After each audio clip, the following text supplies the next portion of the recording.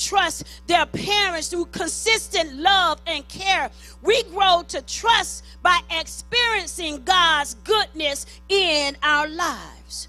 We can never trust him if we've never tried him for ourselves. When I was a little girl, I had all kind of faith, mustard seed faith in my daddy, in my parents, because I know my daddy will make a way out of no way. I didn't have to wake up in the morning and figure out what I was going to eat because it was already on the table. So I didn't have to worry about that. And just like it with God, when you try God and you know him for yourself, you don't have to worry about nothing that comes your way, because your trying times will put your faith and make your faith in action. Mustard seed faith. I gave you something last week in a little glass that had a mustard seed in it. As tiny as that thing is, that's all you need to trust in God.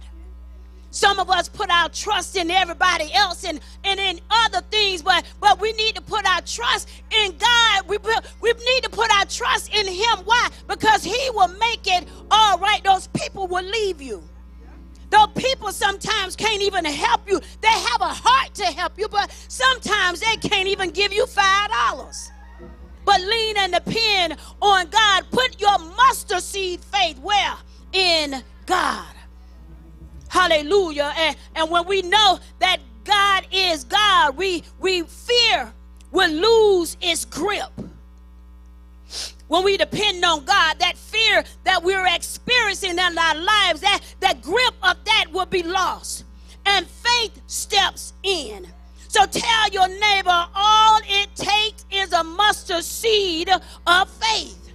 That's all it takes, is that tiny little mustard seed of faith. And God will make it out all right. You will make it out all right with that mustard seed of faith.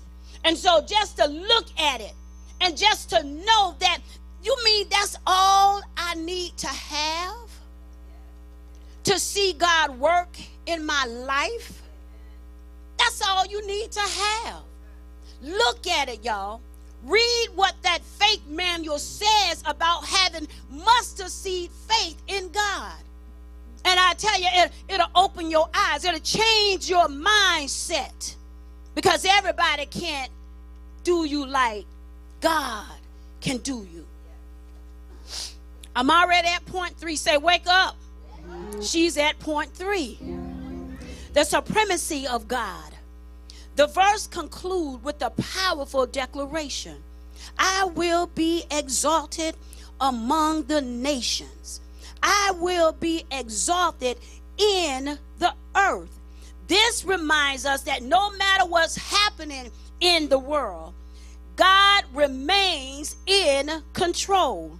And his name, y'all, will be glorified. Nations may rise and fall, circumstances may change, but God's sovereignty is eternal.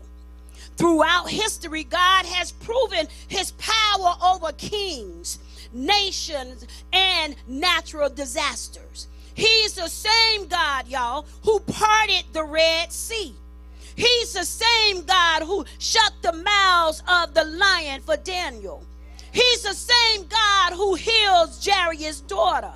He's the same God that kept Rahab's house on the wall standing.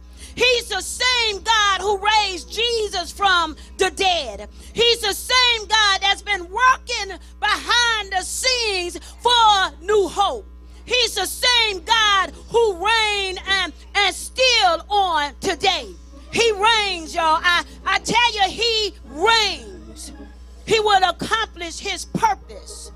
And nothing or no one can stand against him. The songwriter said, who can stand against the king? Our response should be no one can and no one will. When we acknowledge his supremacy, our perspective shifts. We can't stop magnifying our problems and stop magnifying our God. Worship becomes our response, and faith becomes our posture. In the end, God exalted.